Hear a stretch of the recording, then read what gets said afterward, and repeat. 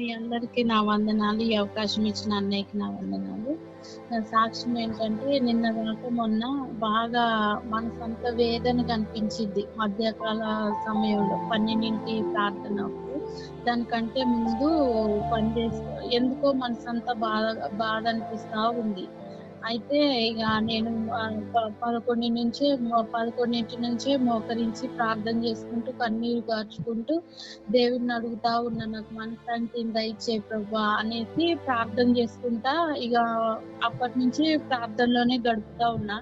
కానీ దేవుడు అద్భుత రీతిగా అన్న ద్వారా నాతో మాట్లాడాడు. ఆ రోజే అన్నయ్య మధ్యాహ్నం 12 ప్రార్థన స్టార్ట్ అవ్వబోతుంటేనే మీకు ఒక ప్రవచనం చెప్తున్నాను నాన్న, మీకు మనశ్శాంతి దేవుడు ఇవ్వబోతున్నాడు. అసలు నాకు చాలా సంతోషం అనిపించింది. నేను అప్పటిదాకా 2 గంటలు ఆ ప్రార్థన కంటే ముందు 2 గంటలు నేను ఏడ్చుకుంటా దేవుడి సన్నిధిలో అడుగుతూ వస్తున్నాను.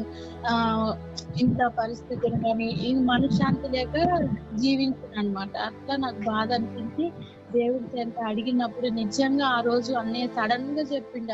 ఆ మాట అనేది నా కోసమే చెప్పిండు అనిపించింది. నాకైతే చాలా సంతోషం అనిపించింది. అన్నయ్య ఎమ్మట్లోనే మీకు ప్రవచనం చెప్తాను నాన్న, దేవుడు మాట్లాడుతున్నాడు అనేసి, ఈ రోజు నుంచి మీకు మనశ్శాంతి దేవుడు ఇవ్వబోతుండు. మీకు ఎన్ని కష్టాలు వచ్చినా ఏది వచ్చినా గానీ ప్రతి దాంట్లో నుంచి ఈ రోజు నుంచి మీకు మనశ్శాంతిని ఇవ్వబోతున్నా. స్పష్టంగా నాతోనే ఆ రోజు మాట్లాడాడని నేను ఆ మాట ద్వారా నిజంగా ఆ రోజు నుంచి నాకు ఎంతో మనశ్శాంతి. ఎన్ని సమస్యలు వచ్చినా ఏదొచ్చినా గానీ ఏం కాదులే దేవుడే ఉన్నాడు అన్న నిరీక్షణలోనికి నేను వచ్చి నిజంగా ఆ మాట నాకు ఎంతో ధైర్యాన్ని ఇచ్చింది.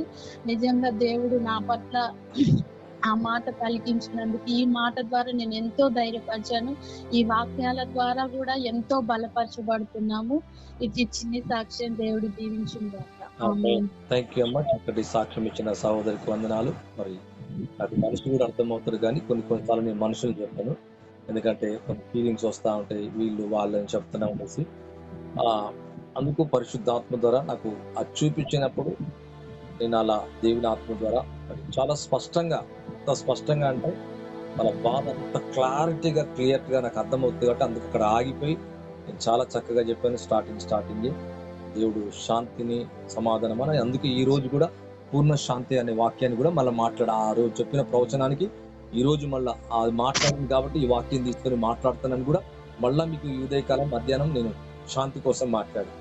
అంటే దేవుడు అంత స్పష్టంగా నాతో మాట్లాడు, శాంతిని అనుగ్రహిస్తున్నాను, ఈ హృదయంలో తేలిక సమాధానం కలగజేస్తానని చాలా స్పష్టంగా. ఇంకా ఇంతకంటే దేవుడు మీతో ముఖాముఖిగా నాకు తెలిసినంత వరకు మీరు ఎక్కడ మీరు చూడరు. నాకు తెలిసినంత వరకు అయితే అంత స్పష్టంగా నువ్వు ప్రార్థించిన వెంటనే, నువ్వు అడిగిన వెంటనే దైవజనుడి డైరెక్ట్ గా నువ్వు ఏం అడుగుతున్నావో అది చెప్పటం అంటే ఎంత నువ్వు అడుగుతున్నావో దాన్ని కరెక్ట్ గా దేవుడు దాన్ని నీతో స్పష్టంగా మాట్లాడుతున్నాడని గ్రహించాలా. అంటే దేవుడు నీతో మాట్లాడుతున్నాడు, స్పష్టంగా మాట్లాడుతున్నాడు. అలాగా మనం ఎప్పుడైతే పనులు దైవజనుడు ఉపయోగించుకొని మాట్లాడుతున్నాం మరలా అంటున్నాను. కాబట్టి ఆ ప్రవచనం దైవజనుడికి ఉపయోగించి, ఆ వరాన్ని ఉపయోగించి ఆత్మ ద్వారా మాట్లాడుతాడు. చాలా చక్కటి విషయం. సహోదరు జీవితంలో మరి గొప్ప శాంతి సమాధానం నింపి మరి దేవుడి సమృద్ధిగా నడిపించి ఆశీర్వదించాలని మనస్ఫూర్తిగా కోరుకుంటున్నా. Thank you sister. God bless you all. Amen.